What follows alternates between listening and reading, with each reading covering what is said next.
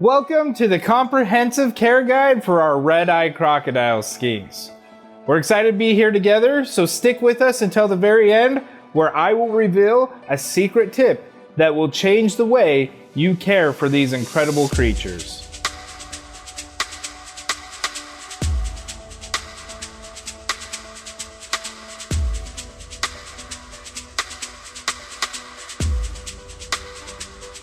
These reptiles require specific care to thrive in captivity, covering aspects from enclosure size to setup and feeding.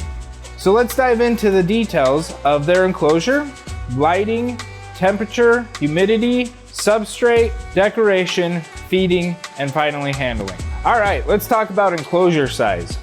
These Red Eye Crocodile Skinks can fit comfortably in a variety of sizes and enclosures. But the typical recommended minimum is at least 2 feet by 2 feet by 2 feet, like this one here, or larger.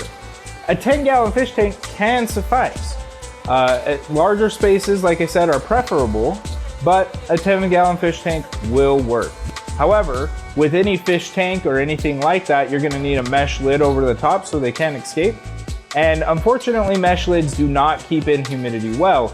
So not only will you need the mesh lid, you'll need to cover a large portion of that mesh with glass or maybe like a saran wrap or something to help keep humidity in the tank, because they definitely need a lot of that, which we'll talk about soon. Next is lighting and UVB. As crepuscular creatures, Red Eye Crocodile Skinks, they don't really need UVB. You can put some in like an Arcadia Shade Dweller or something very low powered UVB. Again, not necessary. I don't run UVB for mine and they're just fine. However, you will want an LED light. I've got the Jungle Dawn LED lights and they do well at growing the plants, as well as giving my crocodile skinks a good idea of morning, night, so that they can come out when they feel comfortable at dusk and dawn. So a crepuscular species, or crepuscular species, I should say, I've been saying that wrong, crepuscular species, is a species that comes out at dusk and at dawn. So they're not out at nighttime and they're not out during the day. As you can see, they're not out right now, but they kind of come out on the in-betweens, the twilights, if you will. And then they do their hunting and their foraging and things at that time. Next, we need to talk about temperature requirements. We need to maintain temperatures between 22 to 28 degrees Celsius or 72 to 82 degrees Fahrenheit. At nighttime, we aim for that low number, that 72. And in the day, we aim for 75 on the cooler side of their tank and up to 82 on the warmer side of their tank. If you need to bump up the heat a little bit, you can always use a small heat bulb. Don't get anything too powerful because 82 is not typically too hard to reach if they're kept inside your home or anything that's relatively normal room temperature. Hey there, another temperature tip. Have a nice big pool of water that they can get their whole body in, so if it does get a little warm, they can always go and cool off. All right, number 4, humidity. We need to maintain humidity levels between 70 and 90% in the enclosure. Now, some variation in this is okay. So for example, if at one point your tank drops down to 65% humidity during the day, that's probably not a deal breaker, but you do want to make sure to maintain that humidity the best you can at a minimum of 70%. And also another thing to keep in mind is during the day, humidity levels tend to drop, and at night they tend to increase. So make sure that you're staying at that 70-ish% during the day at a minimum, and if you are, then at night you should see it go up.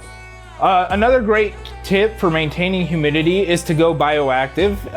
Pretty much with crocodile skinks, that's kind of the way to keep them, because you're gonna need so much substrate, you're gonna need water, you're gonna need a lot of things, so you might as well just go bioactive for them. But yes, tips for keeping up high humidity: have real plants, have deeper substrate, and have a large pool of water. That will help you a lot with your humidity, as well as you'll need to mist or fog to get a mister or a fogger in order to increase humidity if you're struggling. All right, now we need to create a substrate layer. In order to create a substrate layer, you need a few things. First, a drain that will help you get water out of your drainage layer. Then you need your drainage layer, which is usually lava rocks or clay balls or something similar to that. and then a mesh over the top of that drainage layer. That mesh separates your drainage from your soil or your substrate so that it doesn't get too wet. And then you have your soil and your substrate on top of the mesh. This soil mixture that I typically use is 1 to 1 to 1 coconut coir, organic topsoil, and play sand. And our next one, decorating the enclosure. You want to provide ample hiding spaces with cork tubes, cork flats, and live plants.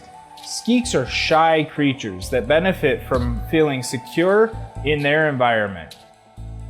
Suitable plants that will help you with this include pothos, ferns, nepenthes species, hydrocotyle triparthia, java moss, and pine moss. You can also incorporate, as I've stated before, a large pool for bathing, ensuring easy access for the skinks, and some hiding over their bathing spot or their pool or pond to make sure they feel comfortable inside that.